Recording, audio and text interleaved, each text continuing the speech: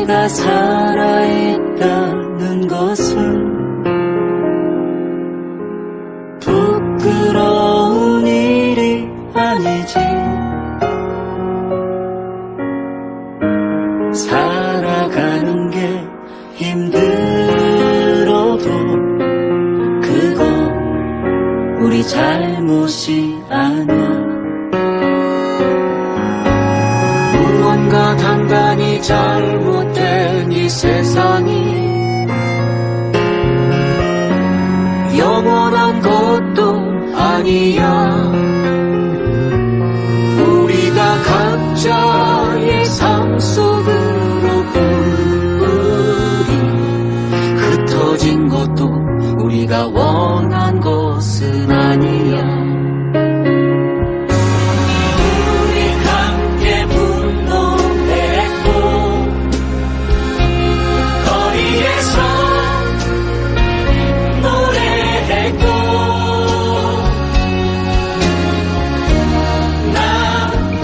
자신과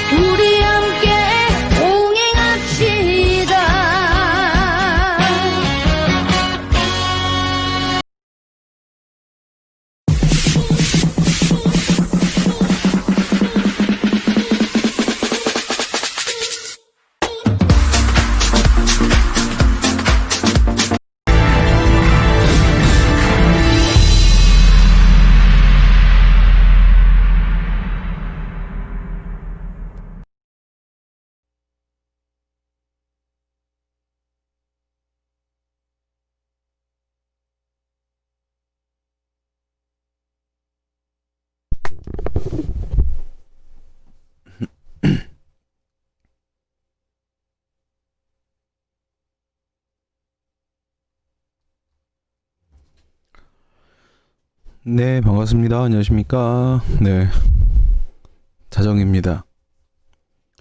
밤 12시에 입에 시카를 물고 거울을 보면 귀신이 나올 겁니다. 헤라님 오셨습니다. 내 사랑 유은영 학생 왔습니다. 진유미 학생 왔고요. 정엽 학생 왔고요. 뭐 이렇게 많이 왔어? 아, 밤에는 다들 안 자나요? 네, 정태권 학생 왔습니다. 헌옥님 오셨고요. 네. 박상진 학생 왔습니다.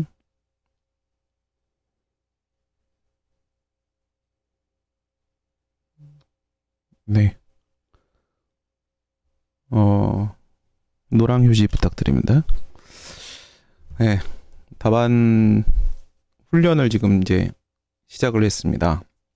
보통 이제 수험가에서는 이순환 때부터 답안 훈련을 이제 시작을 하고 우리는 연기부터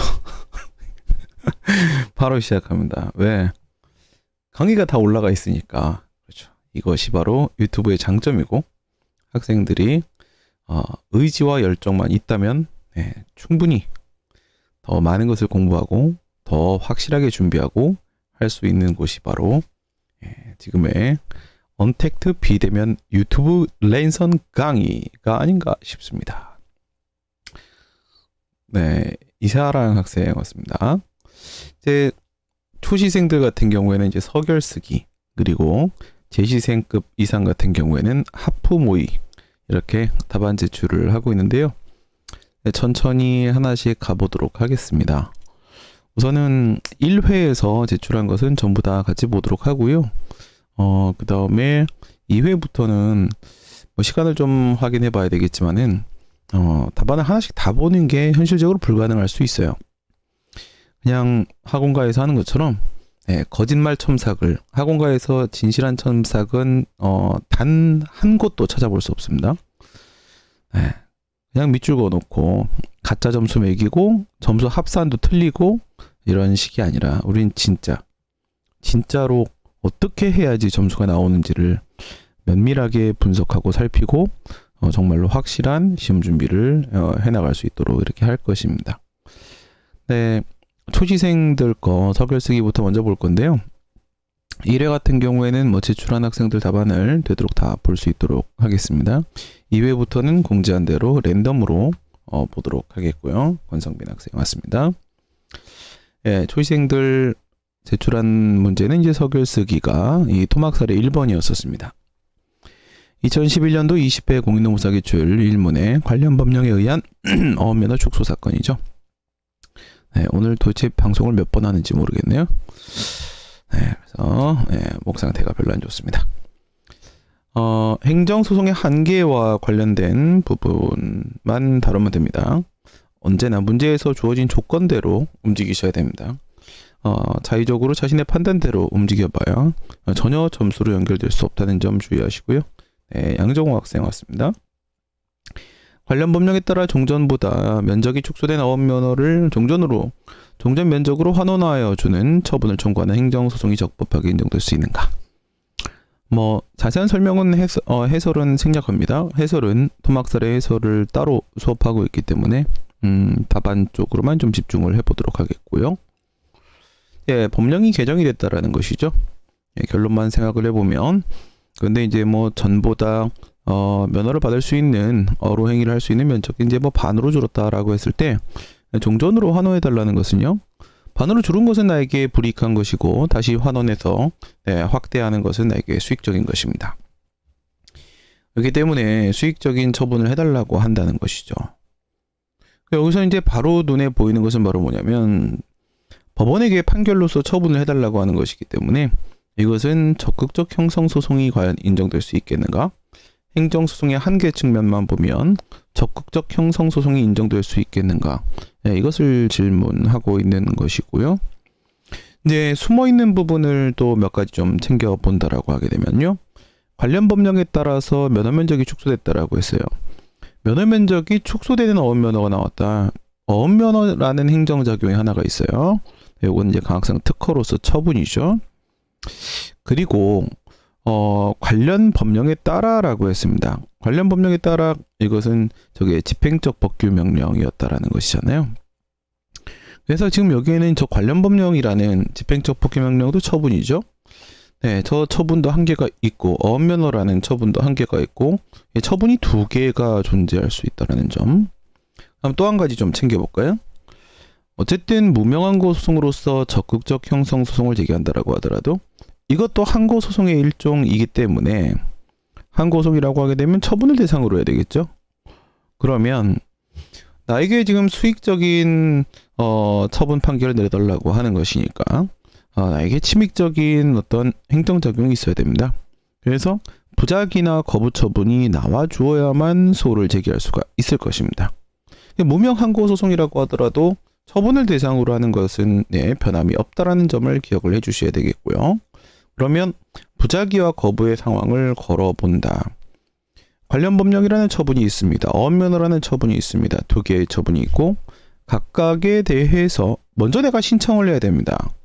네, 종전으로 환원해달라라는 신청을 해야 되는데 관련 법령에 있어서는 이제 재개정이 될 테고 어업면허에 있어서는 이제 재변경이 될 것이고 이렇게 될 것인데 그 각각에 있어서 부작위 하나 거부 하나 부작위 하나 거부 하나 그렇다면 총 4개의 상황을 상정해 놓고 나서 이 적극적 형성 소송을 제기할 수 있는지 이걸 이제 다루게 된다라는 점이에요.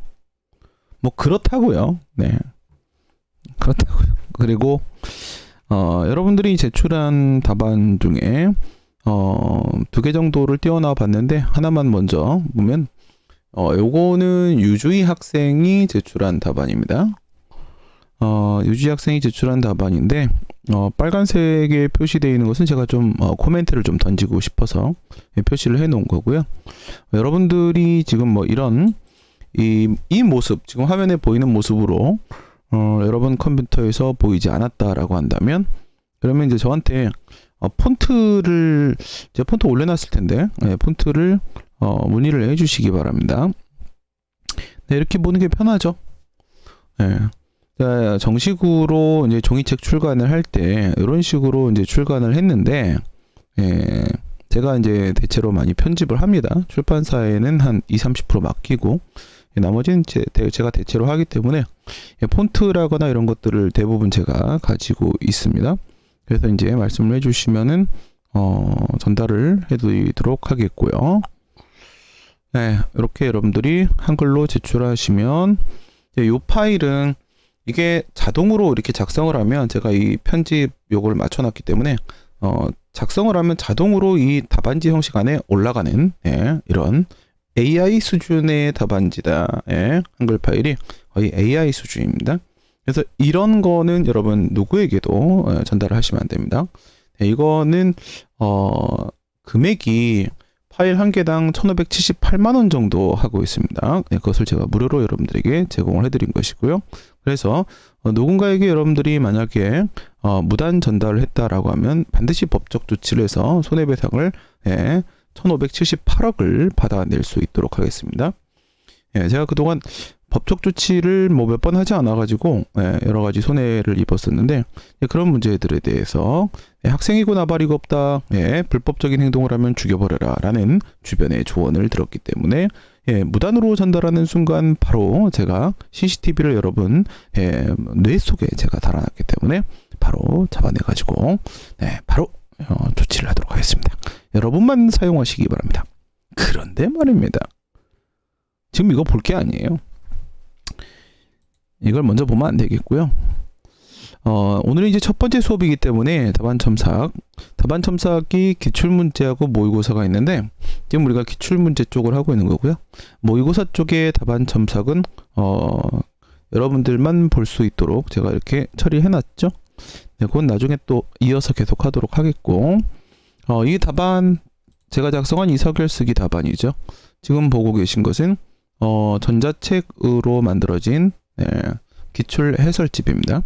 기출 해설집의 해당 문제 마지막 부분에 보면은 마지막 부분에 토막 사례와 그 서결 쓰기 답안이 소개가 되어 있습니다. 기출 해설집 구글 덕스 전자책을 보고 계시고요. 네, 나는 못난이 손명기 학생 왔습니다. 네, 술 또 먹고 있다. 또 이런다. 또 안 먹는다며. 그러면 이제 그 전에 먼저 첫 시간이기 때문에 워밍업을 해야죠. 워밍업이란 몸을 덮이는 행위로서 네, 그렇죠. 네, 워밍업을 한번 해보겠습니다. 네, 저는 누구인가요, 여러분들? 네, 저는 붙이는 쌤, 매직 쌤. 뭘 붙이겠는 뭐. 시험 붙이는 쌤, 시험 어디 갔어? 아, 진짜. 네, 저는 시험 붙이는 쌤, 매직 쌤, 마법사 신민입니다. 민쌤입니다. 이런 강의는 지금까지 이런 강의는 없었다. 네, 이것은 치킨인가 갈비인가? 네, 이것은 강의인가 축복인가? 네, 오늘부로 나의 흑다반을 지운다. 네, 이것이죠. 네, 여러분들의 흑다반을 제가 깨끗이 지워드리도록 하겠습니다. 파스 언급한 사람, 네, 강퇴시켜버리시기 바랍니다. 네, 실전 논리의 마법. 네, 저는 인생은 실전이다. 네, 이것이 핵심입니다. 저는 인생은 실전이다. 씨발 이론은 없다. 네, 그죠? 네, 저는 실전으로 모든 것을 배웠기 때문에, 네, 다시 얘기하지 않겠습니다. 제가 공부라는 것에 손을 대기 시작할 때도 시작부터 실전에 손을 댔고요. 이론이고 나발이고 정석이고 성문이고 본 적도 없습니다. 씨발. 네, 본 적도 없습니다. 안 봐도 됩니다. 예, 안 봐도 바로 전교 1등 할 수 있습니다. 무조건 인생은 실전이다. 그래서 베이스 지식이 되게 딸려요. 네. 베이스 지식이 딸리는데 스키마가 없어, 씨발. 네, 그렇지만 못 돼. 스키마가 없으면 어떻습니까? 네. 이기면 되는 겁니다. 그쵸? 정치고 시험이고 나발이고 이기면 장땡이다. 이런 논리를 전 철저히 가족주의, 내 편과 네 편, 진영 논리 싸움을 즐깁니다. 그렇고요. 답안 작성에 강하다. 네, 겁나게 강하죠. 네, 매직 어드미니스트레이티브 디스퓨트 로우. 네, 이것이죠. 네, 저는 저희 고등학교 영어 말하기 대회 대표였습니다. 답안 작성 매뉴얼, 좋은 답안 작성하기 길라잡이. 네, 이런 또 훌륭한 표현은 누가 만들었는가? 제가 만들었습니다. 네, 이 새끼는 언어의 연금술사 같아. 네, 그쵸. 감동하지 마시고요. 지금 편집을 여기 앞부분 못했어요. 네, 뭐 편집이 뭐가 중요하겠습니까? 내용이 중요하죠. 네. 채점평에서 제시한 쟁점을 모두 썼는데 점수가 낮은 이유는 무엇인가? 존나 못 썼으니까 그렇지. 예. 들어가야 될 내용 들어갔다고 점수 나오냐? 그게 아니지. 그쵸? 예. 아니, 들어갈 때 들어가고 나올 때 나와야 되는데 배가 나오면 안 되는 거 아니겠습니까? 네. 그 다음에 여러분들 채점평에서 제시한 쟁점. 그러니까 우리가 요리를 한다라고 할 때도요. 뭐 이런 거 들어가야 되고 이런 거 요리 재료가 들어가야 돼요. 다 들어가는데 왜 맛이 없습니까? 씨발 막 때려 박았으니까 맛이 없지. 요리 재료라고 해서 아무거나 막 때려 잡으면 그게 씨발 그 맛있는 요리가 나오겠습니까? 잡탕밥이지. 네, 잡탕밥을 끓여다 놓고 나서 저는 왜 점수가 낮아요? 라고 하게 되면 이 대가리 문제요. 이렇게 얘기해 줄 수밖에 없습니다. 16페이지 꽉 채웠었는데 점수가 낮은 이유는 무엇인가? 누가 씨발 많이 쓰랬어요? 그죠? 네. 많이 쓰기를 전혀 원하지 않습니다. 채점자는 많이 쓰면 존내 짜증나요. 그거 언제 읽어, 씨발. 안 그래? 그쵸? 네. 퍼펙트 프로넌시에이션. 네. 이런 것인가요? 네. 프로넌시에이션. 네. 제가 또 외국인과 대화가 됩니다. 들리는데 말은 저 새끼가 못 알아들으면 저 새끼가 영어를 못하는 겁니다. 네. 기준은 언제나 납니다. 네. 그래서 16페이지 누가 여러분 글 길게 쓰잖아요. 존내 짜증나요. 알겠어요? 채점자를 존내 짜증나게 하지 말자. 답안지 길게 쓰자고 주장하는 자는 악마이다. 씨발 악의 축. 네, 악의 축. 손가락 부러집니다. 네, 손가락 부러집니다. 많이 쓰는 게 중요합니까? 그게 중요한 게 아니지. 씨발 잘 써야지. 존내 못 써놓고 나서 존내 암기된 답안 써놓고 나서 존내 많이 썼어요. 뒤져라 이 병신아. 그런 제 평가를 드리도록 하겠습니다. 예, to know is one thing, to write is another. 아, 씨발. 죽인다. 그쵸? 네. 예, 아주 훌륭하시죠? 네. 내가 나에게 존칭을 했습니다. 아는 것과 쓰는 것은 다르다. 그쵸? 네. 아는 것과 쓰는 것은 다르다. 제가 이 얘기할 때 항상 드리는 말씀이 있잖아요. 슬픈 얘기야. 슬픈 얘기. 네. 슬픈 얘기가 뭐냐면, 아니 진짜 내 친구와 그리고 내 선배도 그런 모습을 내가 봤다니까. 내가 밥 사주고 씨발 막 또 자존심이 있어가지고 아 형 밥 먹으러 가자. 밥 먹으러 가자 그러니까 또 자존심이 있어가지고 뭐 그 불법 강의 뭡니까 CD 하나를 탁 주면서 저 고시 공부할 텐데요. 이거 중요한 거야 이러면서 밥값이라고. 아 씨발 시험이나 합격해. 네? 그랬는데 말이죠. 그러면 왜 그들은 시험에 합격이 안 되는 것일까? 예, 저야 뭐 공부를 늦게 시작을 했지만 그들은 20대 때부터 20대 초중반부터 공부를 해가지고 오래 공부해 놓고 나서도 왜 시험이 안 된 것이었을까요? 아는 것은 존내 많습니다. 예, 무슨 시험 외국 학계 얘기까지 다 알아. 예, 그럼 뭐합니까? 정작 채점자가 요구하는 것은 못하는데 아는 거는 겁나게 많습니다. 겁나게 많아요. 저는 아직도 제가 처음 강의했을 때의 모습을 기억합니다. 처음에 딱 강의를 하러 한 3년은 제가 언더에서 그리고 제 회사에서 강의를 했죠. 그러다가 이제 메이저 회사에 등단을 딱 해가지고 강의실 딱 갔어요. 가니까 씨발 막 사시생들 있죠. 머리 희끗희끗 해가지고 제가 30대 초반 때인데 어리잖아. 그땐 진짜 제 30대 초반에 처음 강의할 때 제 모습은 한 15살 정도로 보였습니다. 15살. 저 새끼가 무엇을 알겠어 막 이러는데 너보다 존나 많이 알아 병신아. 딱 팔짱 끼고 막. 저는 그들을 비웃었습니다. 왜 비웃었냐? 병신아 공부 오래 하는 게 자랑이냐? 에라이씨. 이거죠. 정작 내가 무엇을 하고 있는지는 모르고 학문적 욕구를 채워 넣으려고 하게 되면 성적 욕구나 채워 임마 씨발. 그런 것이지요. 그래서 아는 만큼 평가받는 것이 아니라 쓴 만큼 평가받는 것입니다. 대가리에 존나 많은 게 있으면 뭐 하겠습니까? 표현을 못 하는데 네가 뭘 알고 있는지 내가 어떻게 알아? 안 그래? 그죠? 네가 뭘 알고 있는지 뭘 말하려고 내가 어떻게 알아? 에라이. 뭐가 중요합니까? 우리가 피고적 격에서 배울 때도 결정권과 표시권 중에 무엇을 가지고 있는 놈이 대표자, 행정청이 됩니까? 표시권을 가지고 있는 놈이 대표자, 행정청이 되는 겁니다. 자기가 하고 싶은 말을 해야지. 씨발 말은 씨발 좆도 못하면서 좆도 못하면서 내가 많이 알아. 네가 많이 하지 누가 알아? 누가 알아 이씨. 쓸데없는 소리 필요 없습니다. 모든 것은 실전 논리로 싸운다. 시험은 실전입니다. 게임입니다. 제가 이론 강의할 때나 사례풀이 할 때는 막 깊이 있게 들어가죠. 그러면서 여러분들께 많은 걸 알려드리려고 하죠. 답안에서는 그런 게 중요한 게 아니에요. 마지막은 여기입니다. 마지막은 답안에서는 그냥 때려 눕히면 끝나는 겁니다. 그렇죠? 무슨 막 고려 이렇게 이게 중요한 게 아니야. 가사 그냥 그냥 이렇게 하면 끝나는 겁니다. 결국은 싸움 박질 하려고 운동한 거 아닙니까? 아니라고 뻥치지 마시발. 어디서 뻥을 쳐? 안 쳐맞으려고 운동한 거잖아요. 싸움 잘하면 되는 거 아닙니까? 간단하게 갑시다. 우리는 게임입니다. 자기 만족적 답안 no, 평가 목적적 답안 yes 이거죠. 아니 왜 자기 만족적인 답안 써요? 메모합니까? 자기 뭐 나중에 보면 되는 겁니까? 메모하는 게 아니야.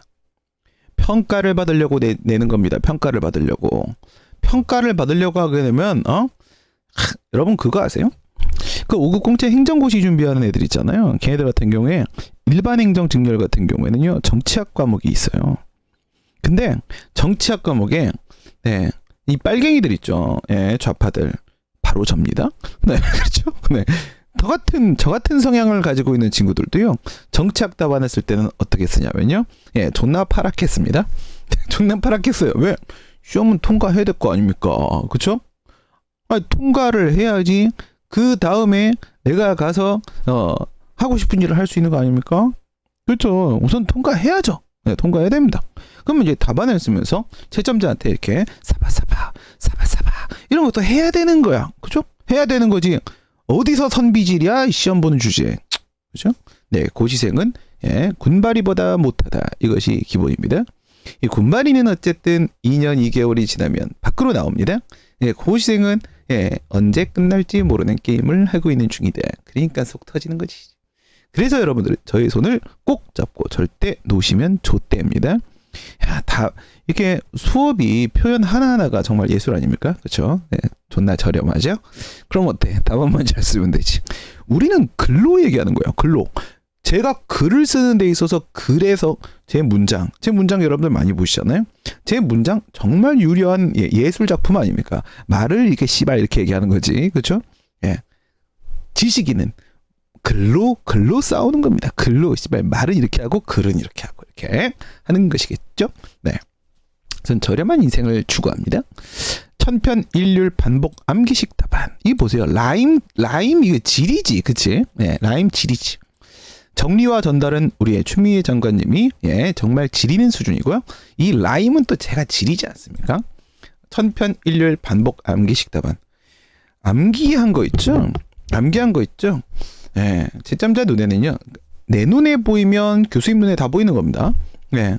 그래서 교수님 눈 수준에 가장 근접한 강사가 저거든요. 우리나라에서. 그래서 뭐 얘기 너무 많이 해서 더 할 필요도 없죠. 학생 답안 제일 많이 받고 그 다음에 실제 실력에서도 제가 우리나라 탑인 건 이미 검증이 된 것이고 민망하다. 네, 그래서 교수님 눈과 똑같이 볼 수 있는 가장 근접한 사람이 전데요. 제가 봤을 때 씨발 이게 답안이야? 이러면 끝나는 겁니다. 이게 답안이야 씨발? 이러면 끝나는 거예요. 저한테 걸리면 안 됩니다. 그러니까 제가 고치라고 하는 것만 다 고치시면 돼요. 그럼 됩니다. 실력도 제일 좋은데 답안을 직접 봐주는 전 세계 유일한 선생이 바로 저입니다. 이 새끼는 인간 자체가 예술이야. 와, 이 새끼는 접니다. 네, 한예지 학생 왔습니다.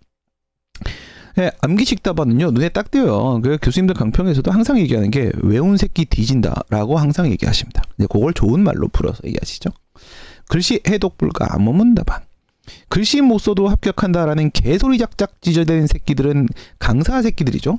이 강사 새끼들이 개소리를 하는 이유가 뭐냐면 상당수의 학생들이 글씨를 존나 못 써요. 네. 저같이 글씨 잘 쓰는 사람이 없어요. 저 글씨 평소 진짜 못 쓰거든요. 근데 저 답안 쓸 때 글씨 존나 예뻐요. 네. 그러니까 그때 다른 거야. 필요에 따라 다른 거지. 손에 힘이 언제 들어가고 언제 빼냐는 다른 거 맨날 손에 힘 줄 수는 없잖아. 그쵸? 그래서 글씨 해독 불가. 글씨 못 써도 합격한다고? 글씨 못 쓰는 애들이 많으니까 수강생 안 뺏기려고 하는 소리예요. 거짓말입니다. 네, 걔네들의 거짓말은 제가 다 잡아드리겠습니다. 왜? 난 강사가 아니고 유튜버니까. 그죠? 유튜버는 원래 비판하는 거잖아요. 그죠? 네.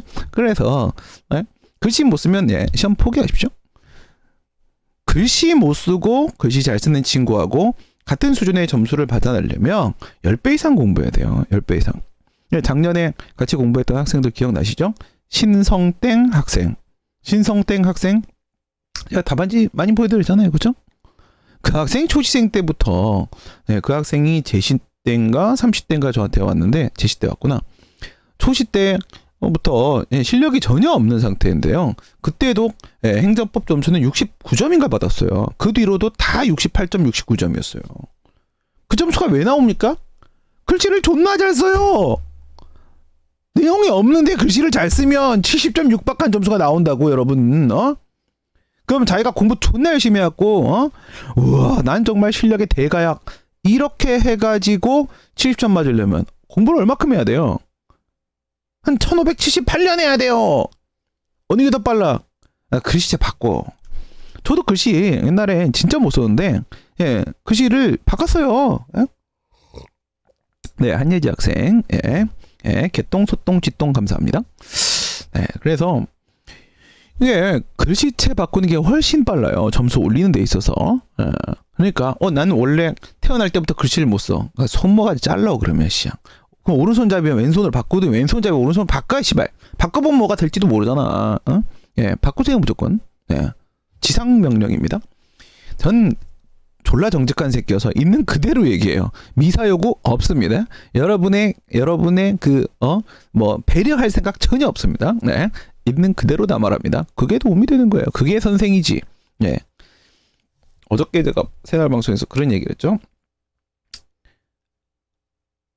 외면하면 편하지. 대면하면 불편하지. 그래서 외면할 건가? 정치 안 할 거야? 할 거면 대면하라고. 대면 첨삭을 하고 있는 거잖아. 그치? 대면하라고요. 도망간 곳에 천국 없습니다. 그쵸? 도망친 곳에 천국 없습니다. 그냥 돌파하십시오. 전 뭐든 정직하게 말씀드리겠습니다. 예, 목차 구분 설문 구분 없는 연결식 답안. 이렇게 쓰는 진짜 멍충이들도 있어요. 설문 1번, 설문 2번, 설문 3번 분설이 돼 있는 문제인데 막 연결한다? 그건 문제를 지가 만들고 있는 거예요. 네가 출제자냐? 어? 내가 출제자야? 네가 출제자면 합격하고 나서 교수 돼가지고 그때 가서 출제를 해. 수험생 주제에 지가 왜 출제를 합니까? 목차 구분 없는 통문장 답안. 응? 얘는 그래도 뭐 설문은 구분한 거예요. 설문 1번, 설문 2번, 설문 3번 구분을 했는데 뭐 로마자 1번, 로마자 2번, 로마자 3번, 로마자 3번 없어. 씨발. 응? 뭐 쟁점의 정리 뭐 이런 없어. 씨발. 문제되는 행정작용은 없어. 통으로 쓰면 어쩌라는 겁니까? 통으로 쓰면 안 읽힌다고요. 읽히는 게 제일 중요한 거예요. 읽히는 게. 눈에 보여야 평가라도 할 거 아닙니까? 이때 또 무식한 소리 하는 새끼들이 있습니다. 내 답안을 교수님이 다 읽어버리면 나의 허점을, 내 답안의 흠결을 너무 많이 파악하시지 않겠습니까? 반대로 생각해봐 새끼야. 교수님이 네가 뭐라고 썼는지 읽을 수가 없으면 그러면 네가 잘 쓴 것도 결국 뭐해? 그것도 파악 못하는 거야. 이거는 윤석열 탄핵하지 말자라고 주장하는 작자들과 똑같은 짓입니다. 질지도 모르니까 하지 말자. 시발 이길 수도 있잖아. 이길지도 모르잖아. 이기는 게임만 하나? 그런 게 어딨어요. 더 잘 쓰려고 노력하시라고요. 네, 통문장으로 쓰지 말고 제목 딱딱딱딱 나누고 상대방한테 잘 보일 수 있도록 하라고요. 거기서 나의 허점이 보이는 게 걱정된다면 허점을 줄이시면 되는 거 아닙니까? 재판이라는 것도 언제나 결론이 나와 있는 게 아닙니다. 승소할 수도 있고 패소할 수도 있죠. 그게 뭐가 중요합니까? 싸워야 될 일이면 싸우는 것일 뿐인 거죠. 질지도 모르니까 안 한다? 이길지도 모르는데요? 세상 그렇게 무식한 소리 하는 건 난 태어나 처음 봤는데, 예. 에라이 테테테. 네. 그러면서 정치 얘기는 꺼내지 맙시다. 쟁점 파악 실패 엉뚱한 답안. 네. 물어보는 게 A예요. 물어보는 게 A인데 A에 대해서는 얘기 안 하고 막 B 얘기하고 C 얘기하고 G 하고 싶은 얘기 할 거면 술 먹으면 술자리에서 얘기해. 쟁점 제시 없는 무계획 답안. 지금부터 내가 어떤 내용을 다루게 될 것인지 앞에서 청사진을 보여줘야 될 것 아니겠습니까? 지금부터 나는 동그라미 1 A에 대해서, 동그라미 2 B에 대해서, 동그라미 C에 대해서 차례로 살펴보도록 한다. 이렇게 하고 들어가야지. 청사진 로드맵을 봤습니다. 로드맵을 본 이 채점자는 밑에서 A가 나오고 그 다음에 B로 연결되고 그 다음에 C로 연결되겠구나. 그 문제점 부분만 보면서도 내용이 상당히 톱니바퀴 물리듯이 순차적이고 단계적으로 연결이 돼가고 있다. 이걸 정말 얘가 잘 구사하는지 한번 볼까? 이렇게 생각을 하게 되는데 씨발 그냥 시작부터 그냥 지하고 싶은 얘기하면 얘가 지금 어디로 갈지 어떻게 알아요? 어디로 갈지. 예측 가능성이라는 1도 없는 그런 무계획 답안 쓰시면 안 됩니다. 행정법에서는 가장 기본이 계획을 세우는 것입니다. 그렇죠? 네, 행정계획을 내놓고, 그렇죠? 네, 그리고 나서 그 다음에 행정작용으로 넘어가게 되는 것이죠. 우리는 기본이 계획입니다. 행정법을 또 답안 쓰면서 그런 계획도 없는 답안 쓰면요, 시험 합격은 기대도 하지 마 이씨. 법령 근거 없는 소설식 답안. 나 이렇게 강의하는 사람도 봤어요. 신림동에서. 와, 내가 그냥 돌겠대. 법조문을 안 봐요. 법조문을 안 펴. 법전을 씨발. 행정법을 소설 풀어 씨. 지랄하고 싶었네. 근데 나중에 보니까 왜 저러나 보니까 법 개정된지도 몰라 씨발. 에라이 뭘 고쳐낸 거 보니까 15년 전 법령 끌어다 놓고 막 하더라고. 이런 미친 에라이 이 똘빡 새끼들아. 룸사롱에서 쳐놀지 말고 씨발 공부해. 뭐야? 우리는 법을 해석하는 테스트를 받는 겁니다. 법을 해석하고 적용해서 어떤 결론에 이르게 될 것인지를 교수님이 우리에게 묻는 것인데 법의 근거를, 법령상 근거를 제시를 안 해주면 씨발 어쩌라는 거예요. 소설 쓰냐? 소설 써? 존나 싫어하십니다. 그래서 여러분들 어떻게 되냐면 학생의 입장에서는 내가 너무 과하게 근거 규정을 제시했나 싶을 정도로 제시하셔야 됩니다. 그렇게 제시해도 상관없어요. 여러분들은 과하다고 생각하지만 우리가 보기에는 그저 적절해요. 알겠습니까? 그저 적절합니다. 조금 더 과하게 여러분들은 하셔도 됩니다. 그 다음에 판례 근거 없는 무죄 보답안. 아니 이제는요 우리나라도요 70년이 됐습니다. 70년 됐기 때문에 판례만의 판례 이론이라는 게 있고 그 다음에 학자들의 학설 이론이라는 게 있습니다. 아니 학설 이론 관련된 학설 소개는 하면서 판례 이론 관련돼서 판례 소개는 왜 안 합니까? 판례를 제시해야죠. 판례가 없는 곳에서는 문제가 출제되지 않습니다. 판례가 절대적인 것은 아니지만은 하지만 판례가 있는 곳에서만 출제를 한다고요. 그럴 수밖에 없잖아. 판례 없는 데서 출제해버리게 되면 기준이 없잖아. 기준이 없으면 그 책 본 사람, 갑이라는 교수가 출제하면 갑 교수 책 본 사람만 합격하고 을 교수 책, 병 교수 책 본 사람 다 떨어질 거 아니야. 그러면 이거는 변별력이 없잖아요. 그렇기 때문에 판례가 있는 데서 출제할 수밖에 없는 것입니다. 근데 판례를 왜 써? 장난해? 논거 제시 없는 억지식 답안, 억지 주장 부리지 마. 예, 그리고 논거 진짜 존나 허접한 논거 던지지 마. 아니 논거 많이 던질 필요도 없어요. 많이. 뭘 그렇게 주저리 싸대나? 어디서 싸질라 이씨. 여기가 지금 똥똑하냐? 응? 어떻게 하라고? 논거는요. 뭐 많아봐야 한 3개 정도면 되고요. 1개만 던져도 돼. 검토하면서 1개 딱 던졌는데 이것이 상대방의 뼈를 때리는 그런 논거가 나오면 되는 것이죠. 허거. 야, 이것은 무조건 이 삼설이 맞을 수밖에 없군. 이런 신박한 논리를 이렇게 해줘야 될 거 아닙니까? 근데 그 논리는 내가 수업 중에 다 알려주잖아요. 그쵸? 논거를 제시하라고 논거를. 응? 결론 도출 없는 약수정 답안. 사례 문제로만 출제됩니다. 그쵸? 전부 사례 문제로만 출제가 되는데 문학 판검 A라는 논점이 나온 이유는 문제점. 학설, 일설, 이설, 판례, 일설의 입장을 취하는 것으로 보인다. 검토, 일설이 타당하다. 근데 씨발 이 사건 어떻게 되냐고 물어봤는데 그 사건 어떻게 되는지 한마디 말도 없어요. 거기에 사안포섭 부분에 배점이 30%입니다. 30% 날려먹고 합격은 기대도 하지 말아야 될 거 아닙니까? 사례 문제를 출제했는데 약술답안을 쓰면 어쩌자는 플레이냐. 정신 차려 이 친구야. 우후. 네, 선택 집중 없는 무균형 답안. 이게 바로 이번에 우리 윤짜장, 그쵸? 우리 썩으리 집행정지 결정문이 바로 이런 식이었습니다.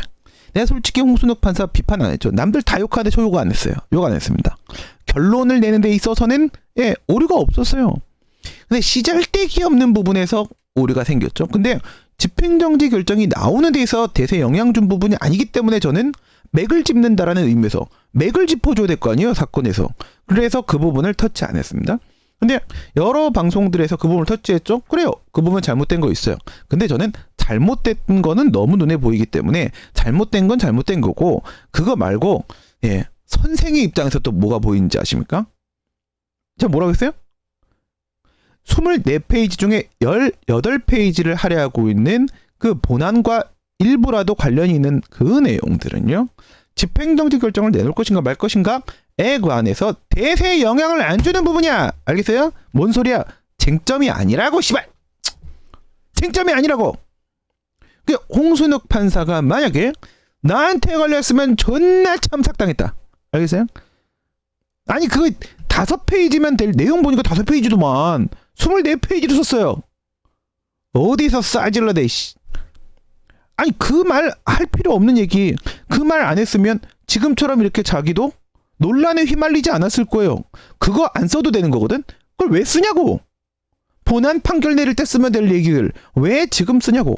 그걸 쓰고 나니까 본인도 욕먹고 이런 상황이 발생한 거 아닙니까? 보신주의에 철저하게 그렇게 간다 하더라도 안 쓰는 게 맞는 거야. 바보 같은.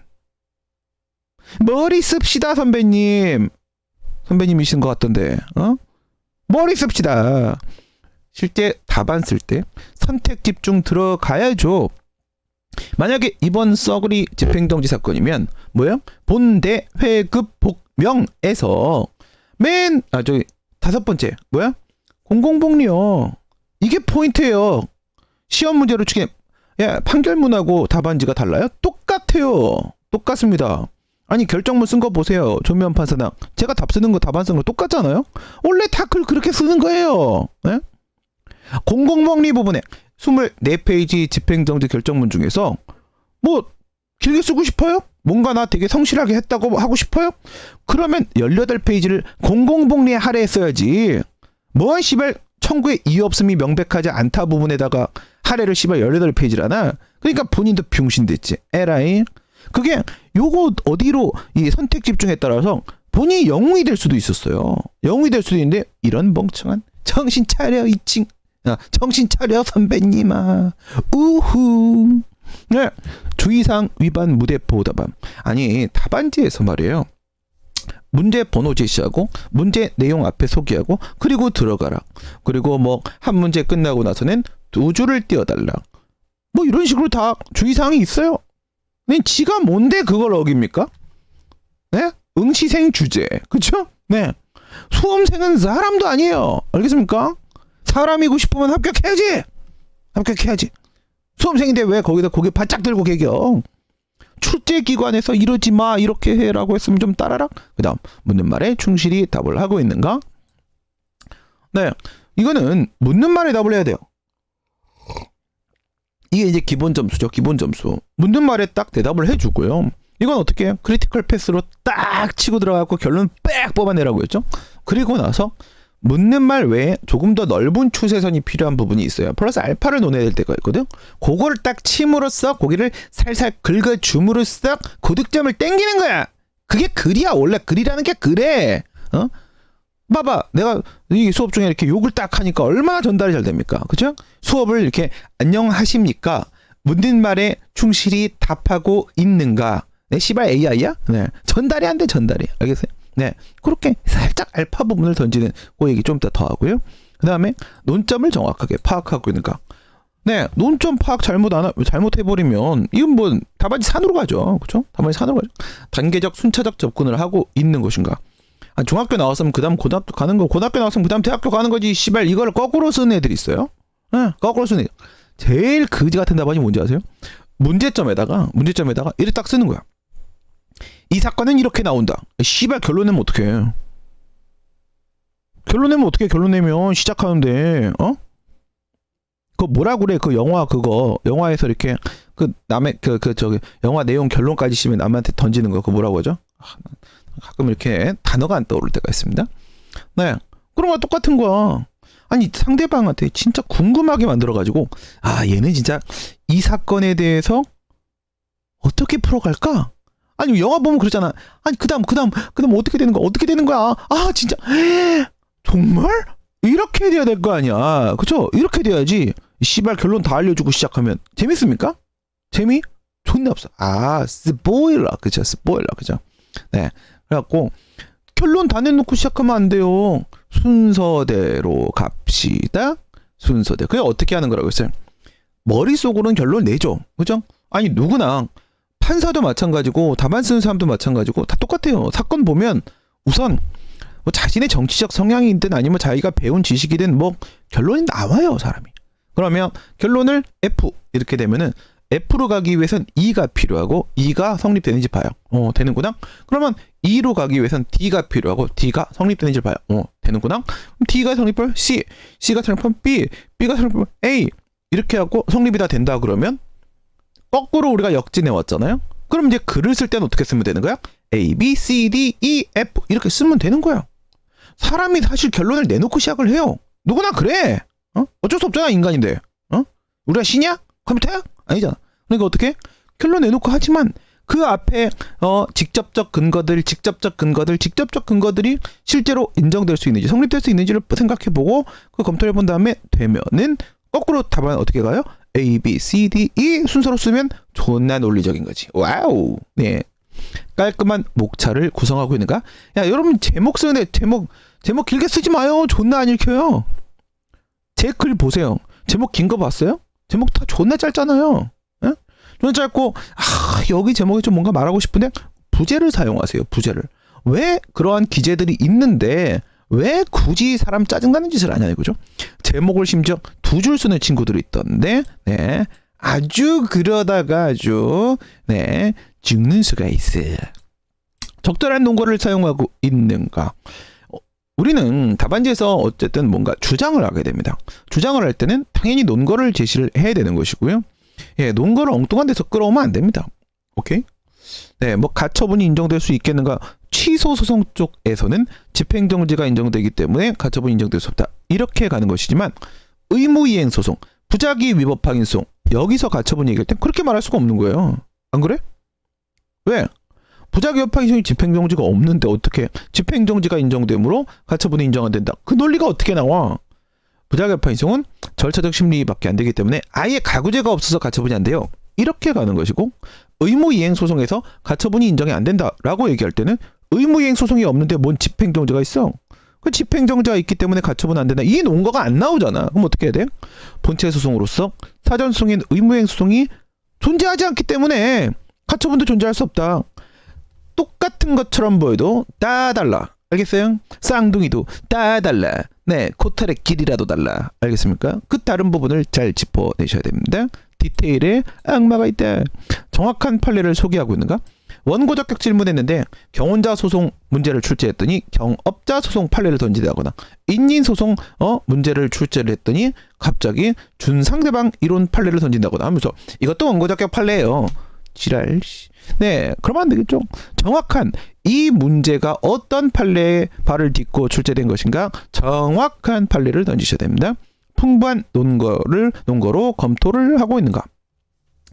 네, 그러니까 뭐 이쪽 방면으로 치고 저쪽 방면으로 치고 이렇게 하면서 이쪽 방향으로 갈 수밖에 없다라는 것을 여러분들이 이리도 안 되고 저리도 안 되고 당신은 이 길 말고 어떤 합리적 다른 길에 대한 의심도 가질 수 없어. 마치 뭐처럼 재판에서 증명하는 것처럼 여기 말고 갈 데가 있어. 무조건 이게 맞지? 네, 빠져나갈 수가 없겠지. 이렇게 해주셔야 되겠죠. 근거 규정을 빠짐없이 제시하고 있는가? 사실 행정작용법을 포함한 시험이라고 한다면 조금 얘기가 달라질 수도 있어요. 얘기가 좀 달라질 수도 있는데 근데 행정쟁송법 과목이라고 한다면 이 소송 심판 절차라는 것은요 움직임 하나마다 전부 근거 규정이 있잖아요. 전부 근거 규정이 있어요.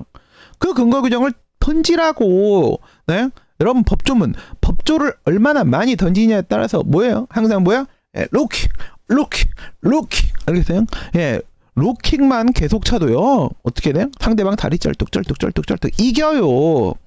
점수가 1점씩 계속 올라갑니다. 네, 법조문을 열심히 던지자. 에센스만 담은 간결한 문장으로 표현하고 있는가? 아니 초짜들 불안하니까 문장이 길어져. 알겠어? 장황해진다고. 길게 쓰는 게 아니야. 주저리 이런 거 하지 마. 에센스만 담으라고. 에센스만. 엑기스 뭐 이런 일본 표현 쓰는 애들이 있는데 그런 애들은 에센스만 담은 간결한 문장으로 써야 됩니다. 응? 그래서 쓸데없는 거 쓰지 말고 그 다음에 형식적인 길이 역시도 마찬가지예요. 길이 역시도 한 줄로 끝내라고. 한 문장은 한 줄로 끝내고 그 다음에 접속사로 연결하고 이렇게 가야 된다고.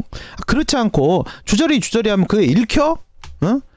아니 문장을 길게 쓰면 존나 현학적이고 멋있는 줄 아는데 그거나 고등학교 2학년 때 띄었어. 우리는 본고사 시험 보고 대학 들어갔기 때문에 저도 고등학교 2학년 때 답안을 싹 쓰는데 저희 학교에 논술을 가르쳐 주시는 그때 본고사가 처음 들어와서 교수님이래 선생님들도 어떻게 준비를 시켜줘야 되는지 몰랐고 우리도 제도가 처음이어서 씨발 뭐 하라는 거야 이게 알 수가 없어. 그럴 때 등장하는 게 바로 운동권이죠. 위대한 운동권은 어디서나 그 능력을 발휘한다. 그쵸? 그래서 나중에 알았어요. 나중에 이 선생님 왜 이렇게 똑똑해? 알고 보니까 나 같은 사람이었어. 씨발. 네. 우리 학교 철학과 나오셨던데 운동권 출신이었어요. 운동권 출신. 그래갖고 논술을 이렇게 가르쳐 주시는데 제가 말이에요. 처음에 와 진짜 있는 막 그럴듯한 답안을 쓰려고 말이죠. 존나 길게 썼어 한 문장을. 막 내가 어렵게 썼으니까 상대방도 상당히 수준이 있는 글이라고 평가해 줄 것이라. 아니 내 고통하고 그 진짜 수준하고 직결되는 게 아니야. 그냥 나만의 고통일 수 있어. 밤에 공부하는 거 그냥 존나 졸려서 고통스러울 뿐이지 종합적 사고가 안 돼서 오히려 효과성이 떨어진다고. 내가 고통스러우면 그러면 공부가 존나 많이 된 거야? 그게 아니란 말이지. 알겠어요? 네, 내가 한 문장을 막 7줄로 썼으니까 그걸 어떻게든 자연스럽게 연결해 보려고 내가 얼마나 고통스럽게 머리를 썼겠어. 속도도 느려졌을 것이고 내가 손해보는 것만 존나 많은 거야. 하지만 읽는 사람이 존나 짜증난다고. 알겠죠? 그래서 선생님 이름 뭐였어? 아무튼간 좀 잘생긴 선생님인데 키 크고 이 선생님이 야 이 개새끼야 이게 글이야? 맨날 욕해 씨발. 야, 나도 욕하는구나. 역시 운동권은 그렇군요. 네, 그래갖고 글 잘 쓴 사람은 원래 욕을 많이 합니다. 그래갖고 막 욕을 하신 거야. 그래서 씨발 왜 욕을 해? 나 욕 들어본 적 없는데 씨발. 나 이거 빨리 칭찬해 빨리. 그런데 칭찬 안 해줘 씨발. 왜 이래? 그래갖고 선생님이 시키는 대로 문장을 짧게 썼어요. 짧게 딱 쓰고 나서 고3 때 그때는 이제 조선일보에서 일주일에 한 번씩 그 논술을 전국에서 받아가지고 1등을 뽑아요. 존나 많이 뽑혔습니다. 네. 짧게 써 씨발. 짧게 쓰면 무조건 좋아. 존나 있어 보여. 긴 게 있어 보이는 게 아니야. 짧은 게 있어 보여. 알겠어요? 길다고 다 좋은 게 아니여 씨발. 생각 좀 하라고. 그 다음에 흥미있고 읽기 쉬운 답안을 작성하고 있는 거. 이건 제가 항상 예를 드는 게 있죠. 쪽발이 새끼들 K1 갖고 돈 존나 많이 벌었지 씨발.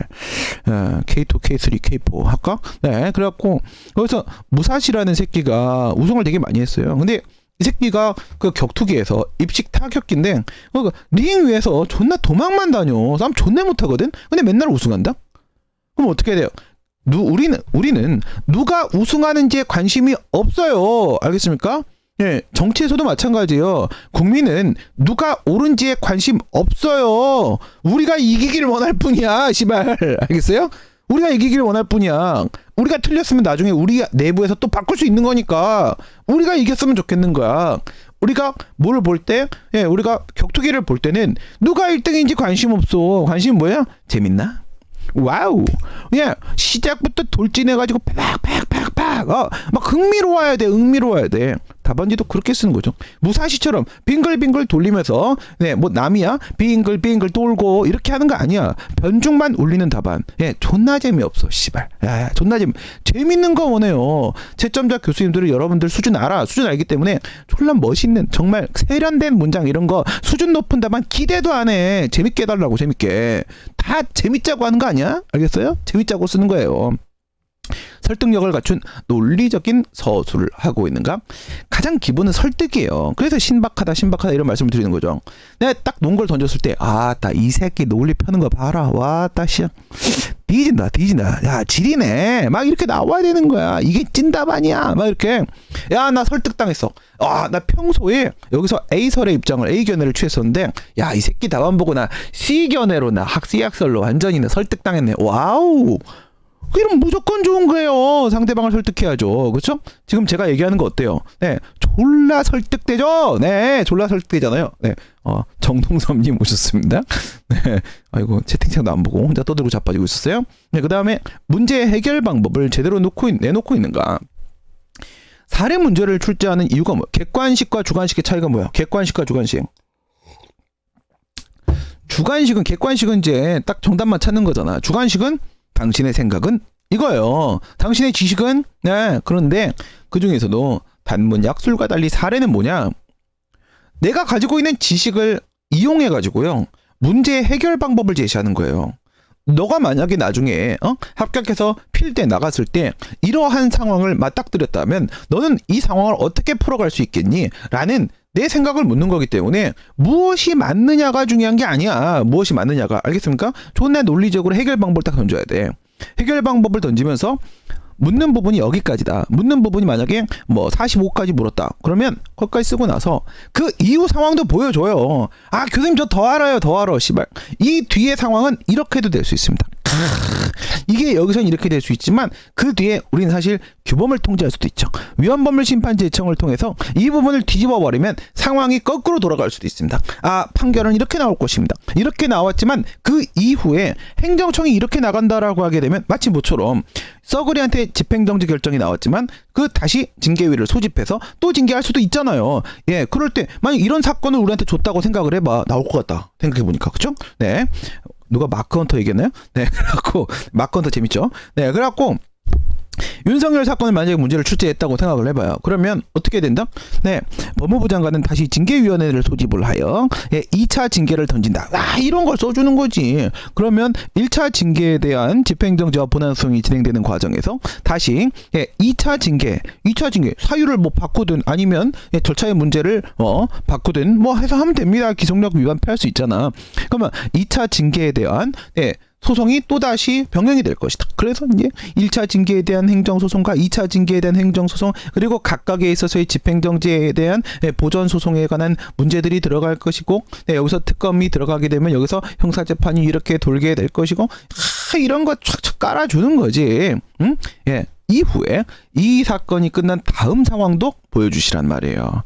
거기에 배점 3점까지 최대 줄 수 있다고 교수님이 말씀하셨습니다. 네, 보통 2점 정도 주고 많이 주면 잘 쓰면 3점까지 주신다고 하더라고요. 그 다음 사안포섭을 적극적이고 구체적으로 하고 있는가. 사안포섭에 지면 좀 할애해 주세요. 사안포섭에다가 문학판검에서 할애한 만큼의 지면을 할애한다고 생각하세요. 사안포섭에다가. 알겠어요? 30%지만 앞에 있는 문학판검의 70% 정도의 분량을 사안포섭에 쓴다고 생각하세요. 그래야 재밌어요. 그래야 재밌습니다. 그냥 이 사건은 이렇게 된다. 이거 이렇게, 예, 어떻게든 문제에서 제시해준, 예, 그 단서들을 단 하나도 놓치지 말고 쥐어 짜가지고 그것들 연결시켜갖고, 예, 풀어내는 겁니다. 사안포섭, 사안의 경우 이 부분이 바로 핵심입니다. 네, 한 시간이 금방 끝났네요. 역시 답안 얘기하면 너무 재밌어. 이게 실전입니다. 네, 제가 여러분들한테 우리 공부도 어떻게 하는 거라고 했어요? 맨 처음에 이론을 공부한다고 했죠. 그 다음에 논점 찾기. 예, 논점 찾기 훈련을 사례를 보면서 우리가 토막살이를 하고 있는 게 그거잖아. 그 다음에 마지막은 최종적으로 답안 쓰기를 한다고 했잖아요. 그게 바로 이 블록 맞추기예요. 이거 내가 한 12년 전부터 쓰던 건데, 예, 어떤 애가 질문한 거야. 선생님, 공부란 무엇인가요? 씨발 존나 철학적이다. 예. 존나 당황스럽다.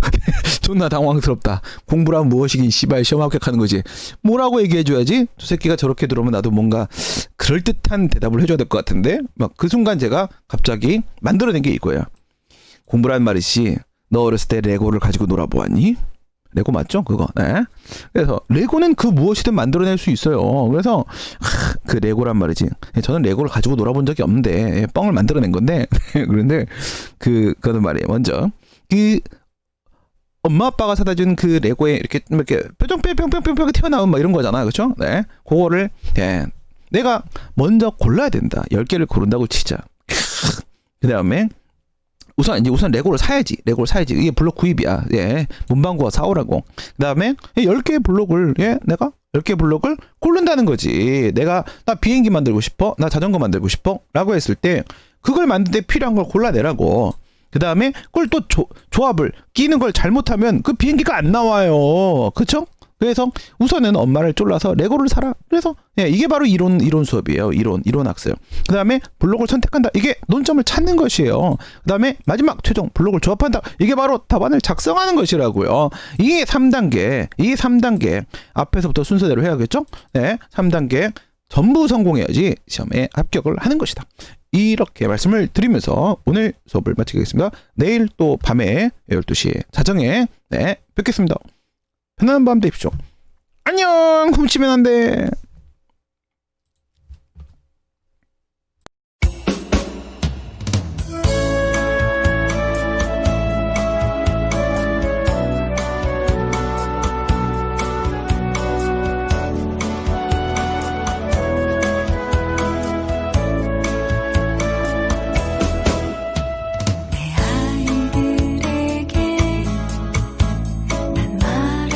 싶어.